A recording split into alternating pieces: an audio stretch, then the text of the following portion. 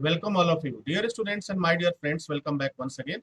मैं हूं डॉक्टर वेद और आज मैं आपसे चर्चा करूंगा इलेक्ट्रिशियन कोर्स करने के फायदे। जी हाँ, इलेक्ट्रिशियन कोर्स करने के क्या क्या फायदे हैं। 2022 का सेशन चल रहा है, 2022 में इस समय है। इस समय क्या स्थितियां बनी हुई हैं इलेक्ट्रिशियन जॉब को और लेकर के और कोर्स को लेकर के। तो इलेक्ट्रिशियन कोर्स के फायदे के बारे में अगर बात किया जाए तो इसमें कहीं कोई दो राय नहीं है, कहीं कोई शंका नहीं है।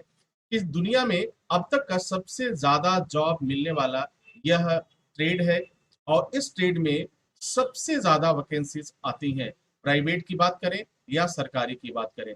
तो इलेक्ट्रिशियन कोर्स का जो फ्यूचर है वो काफी अच्छा है, काफी बेहतर है और इससे कोर्स को करने के बाद आपको तमाम तरह के मौके भी मिलते हैं।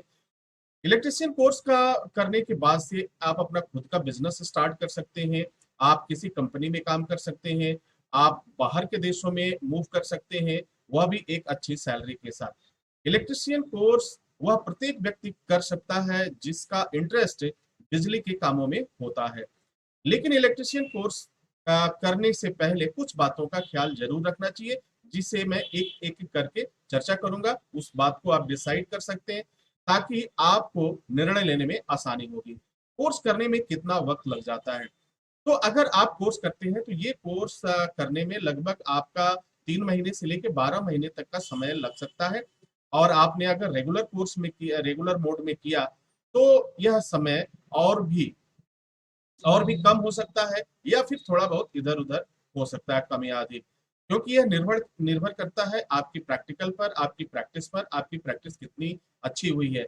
इलेक्ट्रिसिटी का काम है, अगर सावधानी के साथ प्रैक्टिस नहीं हुआ, वर्कशॉप नहीं हुआ, प्रैक्टिकल नहीं हुआ, तो फिर कोर्स करने का कोई फायदा नहीं होता है। फिर केवल सर्टिफिकेट धरा का धरा रह जाता है। तो हमें प्रैक्टिकल वर्क जरूर करना चाहिए। कोर्स करने में कुल कितना खर्च आता है, तो dear students and my dear friends, ये तो आप देख ही चुके होंगे। इस वीडियो में आने से पहले आप देख चुके होंगे कि खर्च कितना लगेगा। जो फी आपको वहां शो हो रही है, थंबनेल पर आपने जो देखा या कॉलेज की वेबसाइट पे देखा, वही फी आपको लगने वाली है। जो मैं कह सकता हूं कि भारत में इससे कम फीस कहीं नहीं लगती है, और वो भी बेहतर ट्रेनिंग के साथ। इलेक्ट्रिशियन कोर्स का स्कोप बहुत अच्छा है। इलेक्ट्रिशियन कोर्स का स्कोप इतना बेहतर है कि इसके बारे में जितना भी कहा जाए वह कम होता है। कोर्स करने के बाद सैलरी कितनी मिलती है, जी हाँ, ये प्रश्न भी आता है, कोर्स करने के बाद सैलरी क्या होती है। यदि आप कोर्स करके निकलते हैं, पास आउट होते हैं, अच्छी जानकारी आपको हो जाती है, प्रैक्टिकल वर्क हो जाता है आपका, तो अगर फ्रेशर कैंडिडेट के रूप में देखा जाए तो एक इलेक्ट्रिशियन को 12,000 रुपए से लेकर के 30,000 35,000 रुपए तक की सैलरी ऑफर होता है। यह कंपनी टू कंपनी वैरी करता है।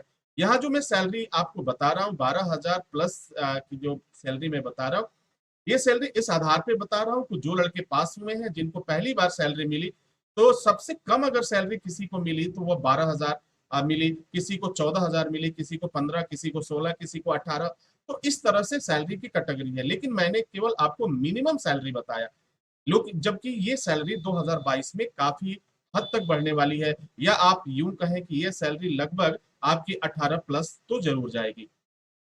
अब मैं बात कर लेता हूं कि एडमिशन कैसे लेना है। अगर आप इलेक्ट्रिशियन में इंटरेस्टेड हैं तो कैसे लेंगे, तो एडमिशन एडमिशन लेना भी बहुत ही आसान है। मात्र 5 मिनट के अंदर आप अपना एडमिशन करा सकते हैं। सबसे पहले आपको क्या करना होगा कि आपको अपनी इस कोर्स की जो फीस है वो आप पेमेंट करें। पेमेंट करने के बाद आपके पास ट्रांजेक्शन आईडी आ जाएगा। आपने जो भी पेमेंट किया वो सक्सेस हो गया, उसकी स्क्रीनशॉट आ जाएगी, या बैंक में जमा किया तो बैंक की स्लिप मिल जाएगी। अब इस पैसे को जमा कैसे करेंगे, कहाँ करेंगे, तो पैसे जमा करने की यानी फीस जमा करने के लिए आपके पास कई विकल्प उपलब्ध हैं। आप फोन पे कर सकते हैं, फोन पे के द्वारा यानी मोबाइल के द्वारा आप पैसा जमा कर सकते हैं। मोबाइल का नंबर स्क्रीन पर डिस्प्ले हो रहा है। गूगल पे के द्वारा आप पेमेंट कर सकते हैं, नेट बैंकिंग के द्वारा कर सकते हैं, जनसेवा केंद्र पर जाकर के अपना पेमेंट डिपॉजिट करा सकते हैं, जमा करा सकते हैं, या बैंक में जाकर के आप जमा करा सकते हैं। यूनियन बैंक ऑफ इंडिया और सेंट्रल बैंक ऑफ इंडिया में आप पेमेंट अपना जमा करा सकते हैं।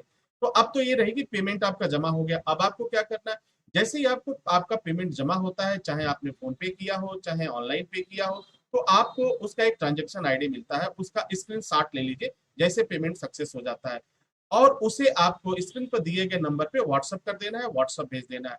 जैसे ही व्हाट्सएप आपका जाएगा तो आपको एक फॉर्म मिल जाएगा, और फॉर्म मिलने के बाद से उस फॉर्म को आप भर करके, ऑनलाइन ही भरना है आपको, फॉर्म ऑनलाइन भर करके आप उसे सेंड कर देंगे।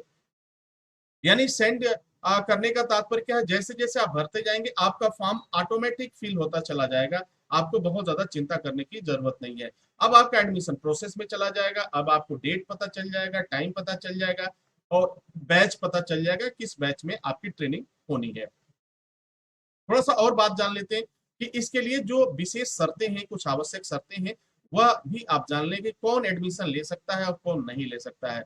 तो ये चूंकि ऑफर जो चल रहा है, एसएसटी इंस्टीट्यूट का जो ऑफर है, उस ऑफर में एडमिशन अगर लेना चाहते हैं तो इसके लिए जो आवश्यक शर्त है कि आप 10वीं क्लास पास हो चुके हो, आपकी उम्र 21 वर्ष से कम हो, यानी आपकी जो एज है, उम्र है, वह 21 वर्ष से अधिक नहीं होना चाहिए, तब जाकर के आपको इस ऑफर में, जो एसएसटी इंस्टीट्यूट का ऑफर चल रहा है, उसमें आपका एडमिशन हो जाएगा।